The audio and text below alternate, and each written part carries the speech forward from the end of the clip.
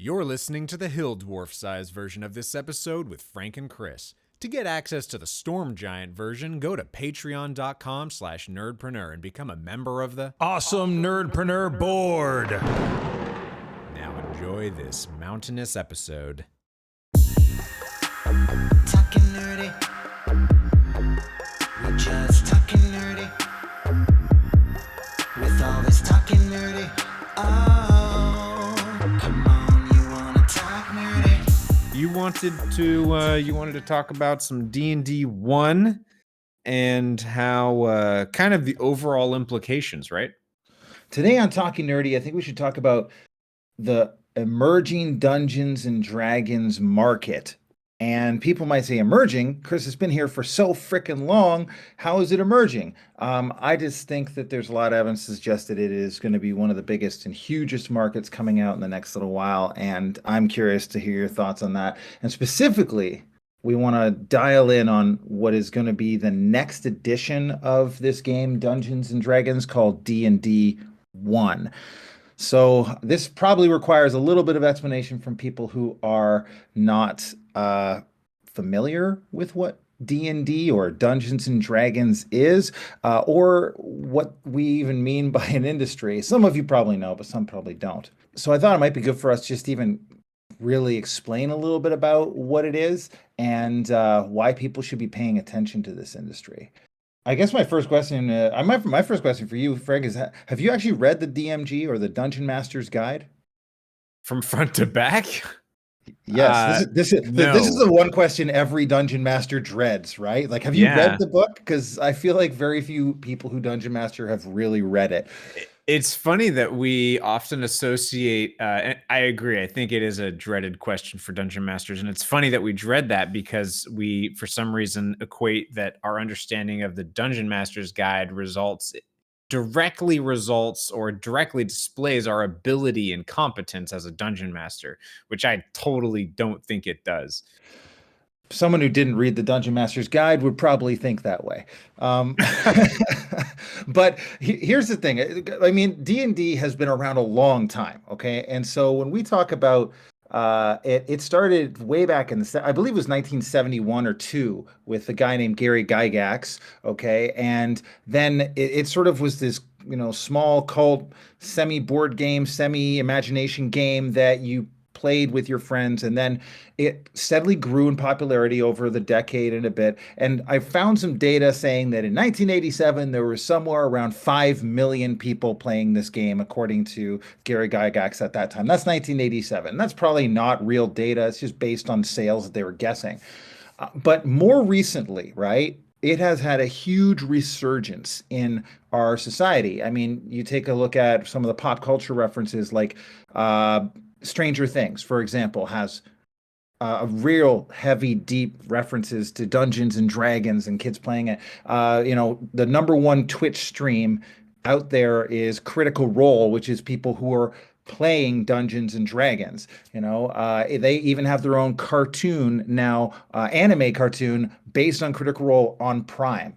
In a few months, we have a blockbuster Dungeons and Dragons movie coming out, I believe in March, which I think we should talk about at some point. Not this podcast, but I have opinions on that. Probably not going to be very good. And a large amount of people are just now taking notice of this kind of semi-strange board game that used to be considered very, very niche and nerdy and is now very close to the mainstream. There are a bunch of different editions, all the way from the original, which is just D&D, all the way up to now. We have 5 editions. And what's coming in the future is a new edition known as 1 D&D, which I believe they're trying to think of it as a way to unify the whole D&D universe under one amazing conglomerate. I think that there's another big component that displays the immense market that D&D has created, which is all of the consumer-made and influencer-made products and accessories that go hand in hand with these products. With the ones that are officially made by Wizards of the Coast, the creators of Dungeons and Dragons right now, the IP holders. And just a little note on that: Wizards of the Coast is owned by Hasbro, Hasbro, that company that Top is toy company, right? yeah, top toy company, but also kind of a struggling toy company in its own ways. But Wizards of the Coast has always been its golden child. It has always been amazing. And I mean, while one thing for context, if we're talking about, since we're talking about D&D and since we're talking about Wizards of the Coast, D&D actually does not make up the bulk of Wizards sales, because they also make a game, Magic the Gathering, and Magic the Gathering is even bigger, It's way like cardboard bigger. crack, which we could do a few episodes, whole series on some of these things, and we probably Yeah. will at some point. But We'll want to get some I pros on Magic in here if we do that.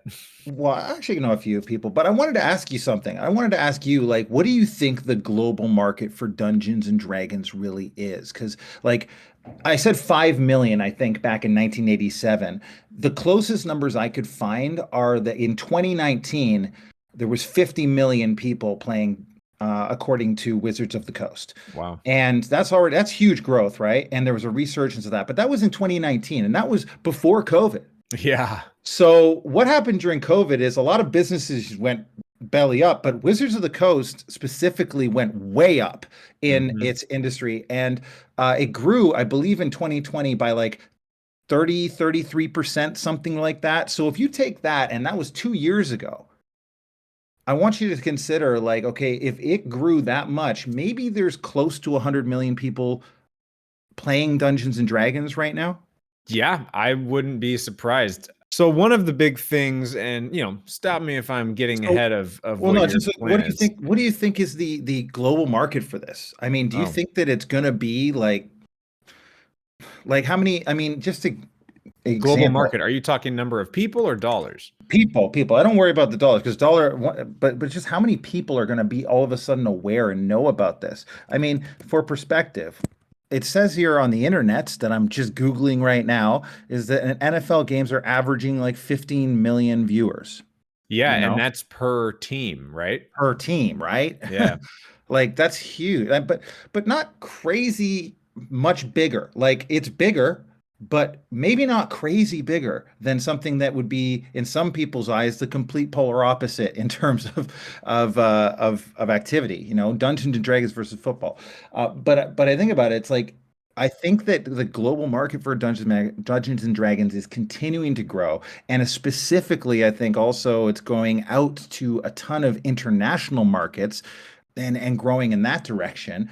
And so you've seen this emergence of all sorts of people that we've even had a chance to interview on the podcast. People like Monkey DM, who had a multi-million Kickstarter for his latest project, and he is one of maybe a dozen different people that I could list in the industry who have had multi-million dollar Kickstarters for Dungeons and Dragons content. And that's just one area. Then there's people who are literally professional dungeon masters, and there are people who are paid to run the game.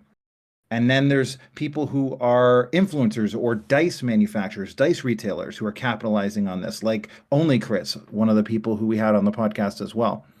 And so I guess the reason we're talking about this industry is really because it's massive, and I think it's going to be growing. And there's even markets that are probably not even defined yet that might come out of this. Oh, heck yeah. I think the number of markets that came out of this during COVID was really a great example of just when there's enough demand, people are going to get together and do stuff. So yeah, we interviewed Critical Match, and they were an example of, hey, there is a demand, let's make an app for it.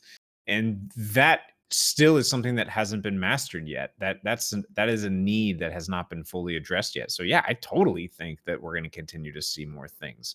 Yeah, there is a company that I've looked at. We should interview, that's doing that, and they actually claim to be the Tinder of that as well, but they're more American. So, yeah, I don't know that their app is specifically that great, or it's even an app. Sure. I think it's more a website right now as opposed to an app.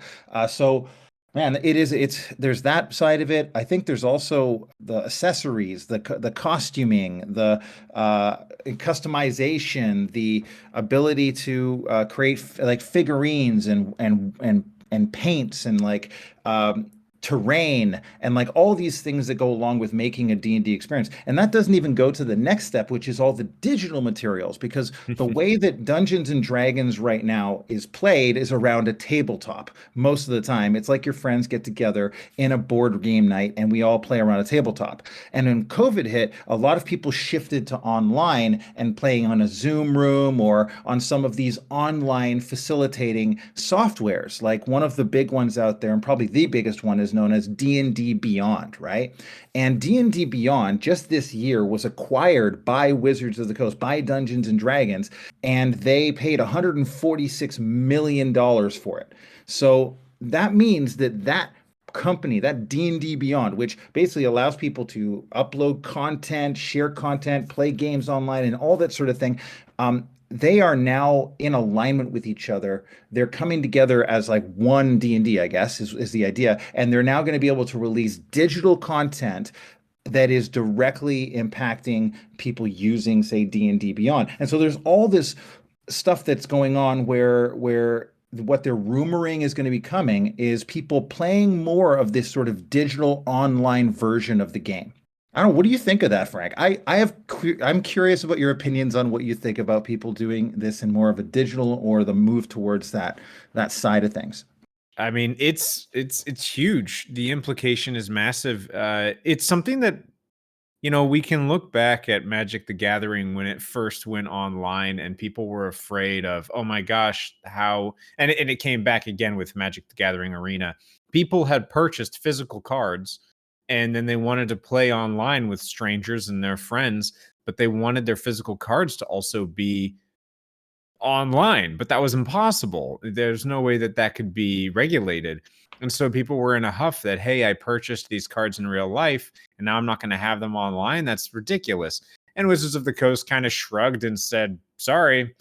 And then the players said, okay, fine. So then they bought the cards in both places, which is what we already started to see with D&D Beyond. So there's going to be this hemming and hawing of people not wanting to do it, but they're going to do it.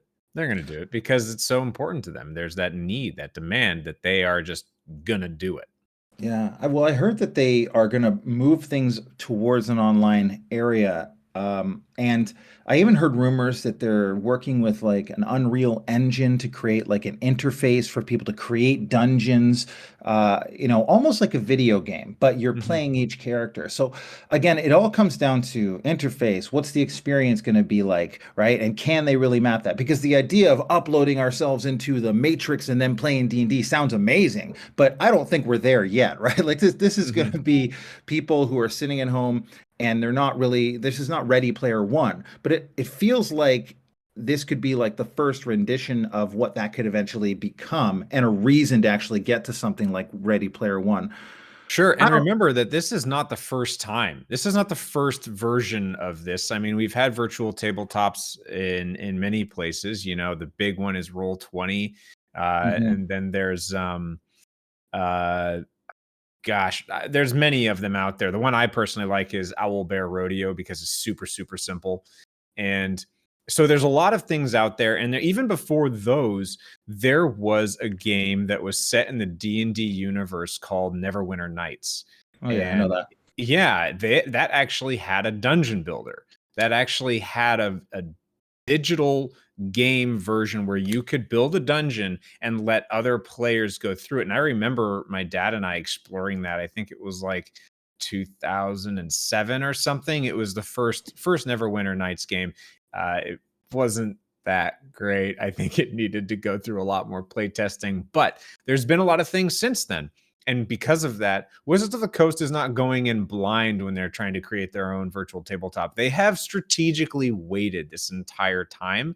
And I think that they will create something really compelling. The test footage that they showed us looks beautiful. It looks probably like the best thing out there right now as far as a virtual tabletop, especially since it's going to be 3D. And if they're using the Unreal Engine, it's going to look great and they're going to have a lot of great customizability. It's just a beast of a project to do. And I will say that it has a big downside. There's a huge risk going into this that they will slowly address over time. And it won't be easy, but that is the limitations of a digital tabletop like this, a virtual tabletop, the advantage of Dungeons and Dragons has always been that your imagination is your limit. That has Mhm. always been the cornerstone for me of why I love Dungeons and Dragons, is that everyone's imagination is their limitation. But in this, it's going to be the game that is your limitation, which is always my gripe with video games. It's like I can only do what was programmed in the game. Yeah, I agree. And this is the thing. I feel like, there's been a lot of things that have helped with facilitating your imagination, right? Like if you're reading a book, it helps to sometimes have a map of the area you're reading a book about, right? So Totally. that's a facilitation. But the real magic in a book is that when you're reading it, you're creating everything else around it through the descriptions, through the eyes, through the voices and everything like that. And D&D is kind of like that in that you are creating a lot of the reality of what's happening with a few small things like a map or a few miniatures that facilitate or enhance your imagination, right? Or help the person who's telling the story tell it in a more strong way. Whereas when I think we make that leap, which is truly what it is, a leap into a digital world where like this is now the way you play D&D, it's almost like giving it a board game feel or a video game feel, right? It's like if you took this expansive, no rule kind of game, or not no rule, but with no borders really, and then you put a bunch of borders up. Now there's no way for it to actually be as free in some ways or the same experience. And I have real concerns that for a lot of people, D&D in 10 years might just be this weird video game, that collaborative video game that some people play, and versus what it really, I think, is this imagination-based, collaborative storytelling that really is also kind of therapy for people playing it as they Yeah. go through together at the same time in the same room, rolling physical dice and using their imaginations. Part of the interesting fun of D&D is understanding how different people are seeing the same situation through the lens of their imagination. And what you're experiencing in a video game, I think, is everyone looking at the same thing and seeing the same thing in the same way, which really could, I think, lower the magic of a game like this. You're referring primarily, as I believe, to the theater of the mind version of D&D, which is you're using words to explain what people see, what they do, and where they move. I want to shine a light real quickly on the in-person board game kind of style of D&D, which is you've got a map on the table, you've got your miniatures, you've got your dice, and maybe you even have some terrain pieces to kind Mhm. of give that immersion. And that is an interesting halfway point between theater of the mind and a video game, because it gives you enough of a reference point to see where things stand, but it doesn't give you, it's not giving you this promise or this attempt of, okay, you now have to see the house that I've drawn on the ground. Well, you drew just a square, so I get to envision what that house looks like. So you still get to use that imagination that you were referring to. But once we start adding these virtual tabletops with these beautiful 3D assets inside of them, then I no longer have to use my imagination to see a beautiful or burning house. Yeah. And the other thing too is, do you think that they are in some ways, I'm trying to think how to set this question up because it's sort of a big question, but Try not to lead me. Gotcha. no, a lot of companies, I think, jump the shark when they decide to move from what they are and do really well that make their thing amazing and then try to also do something else. So like for example, like Twitter does one thing really well. It spreads information really quickly, okay? Good and bad information, right? And we could debate the logistics of what's right on Sure. Twitter or not. That's a whole other episode, and we might do that at some point. But Twitter did not go to the TikTok model of like, oh my God, everyone's watching Reels. Twitter is going to do Reels now, or we're going to do TikToks, right? Well, Instagram kind of did that, right? Like you take a look at Instagram and what happened with it, it was like, oh, I'm losing market ground. It used to do pictures really well, right? Yeah, I'm going to catch on to what's popular. Ooh, it's doing pictures really well, right? So we can't take out Snapchat, so we'll just steal from Snapchat. We'll take stories from Snapchat. The best feature that they have, we're gonna take that and use it here. And then, oh, you know what? TikTok, that's really good. So we're gonna take the best thing about TikTok, sliding videos, and we're gonna use Reels. And the thing is Instagram doesn't do any of those things anything like particularly better. It tries to be all things to everyone sometimes. It's also a messaging service now, right? Like remember when you couldn't send messages on Instagram and then they said, "You know what? We need to be able to send messages here." So now people use it as a messaging program. So and it's weird because like there are companies that do that. They shift and they jump the shark in some ways of what makes something special or unique or valuable to its users. And I'm wondering as we ground this whole long-winded way of getting to the point about D&D, I'm worried they might jump the shark here. Here's a quick Nerdpreneur flashback. Jumping the shark. To reach the point where something stops becoming more popular and starts to decrease in quality.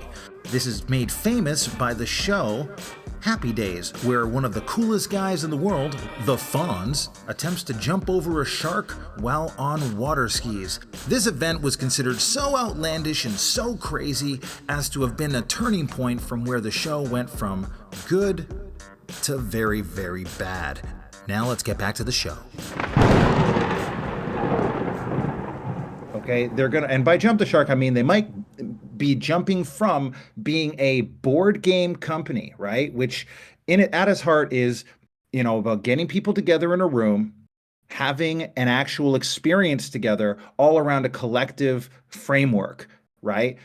And then saying, hey, you know what? You can do this anywhere, and this is going to be such an amazing way to play D&D. And now they're in this weird kind of hybrid video game industry where people are, it's like, if I want to play a video game, I'm just going to play a video game, especially with my friends. I can just do that anytime, like COD or something like that. I can do that. Yeah. Call of Duty.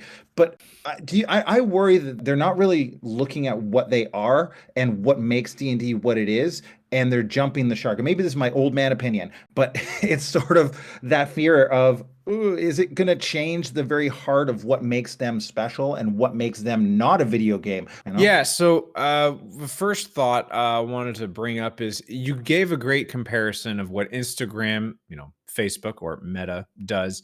And I think that is very different from what Wizards does. From my time at Wizards, there's this great distinction here. So, for example, Instagram, you said, it sees what is appealing and drawing users and it tacks it on to what it is. It doesn't experiment in a way that's like, dip our feet in. Instagram full on commits and it fumbles and struggles along the way, but then that is what Instagram becomes. Yeah, it forces its users to do it. I'm just imagining like a junkyard robot adding all these various pieces onto it, and that's to still stay relevant. So that's Instagram. Wizards of the Coast, on the other hand, is very different. Back when Chris Cox was CEO, he used to have this philosophy of ships and castles.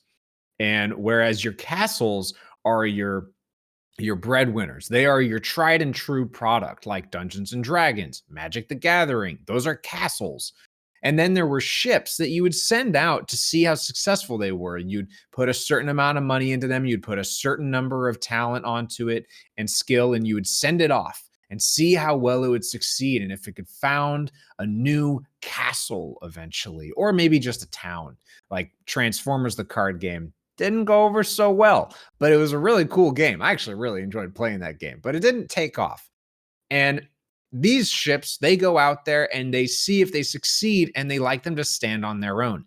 Now, I will take that analogy that Chris started and probably take it a stretch further and say, what happens once those castles start trading with each other? We've seen what happens when Magic the Gathering and Dungeons and Dragons start trading together. We get Dungeons and Dragons focused Magic the Gathering cards. And we get D&D settings that are set in Magic the Gathering lore. So once those castles start trading, we get those things. But now Wizards of the Coast has also already established a castle in the video game world. They used to get all of their video games made by third parties. But then they started to bring that stuff in-house. There was a game that while I was there, actually, my only video game credit, sweet little plug, is called Spell Slingers. And it is a little mobile game. It wasn't originally called Spell Slingers. I forget what it was.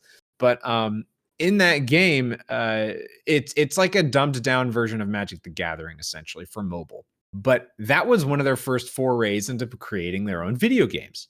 So now they had this ship that went out. They built that. They built up a castle. Now they've got a castle established in video games. Now, like you said, what is going to happen when they start joining those things? Or once these two castles, their video games and their D&D start trading? You know, what is, Magic the Gathering Arena. That was the first ship of their video games. Their in-house, maybe not the first, but it was a big one that showed success. So they kind of know what they're doing. And what your question was, what is the risk here? What are we going to see? And, you know, knowing that they are sending out a ship here to try to create some sort of hybrid castle in between these two, like D&D castle and video game castle, I would suspect that this is actually going to be fine. You just finished the Hill Dwarf version of this episode with Frank and Chris. If you want to hear the Storm Giant version, become a member of our awesome Nerdpreneur Board. Board members get access to all extended versions of our episodes and access to our AMA advice show where Chris and I answer your burning hot questions.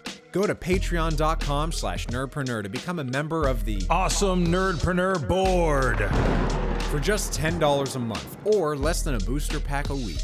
Thanks for listening, and as always, keep it nerdy.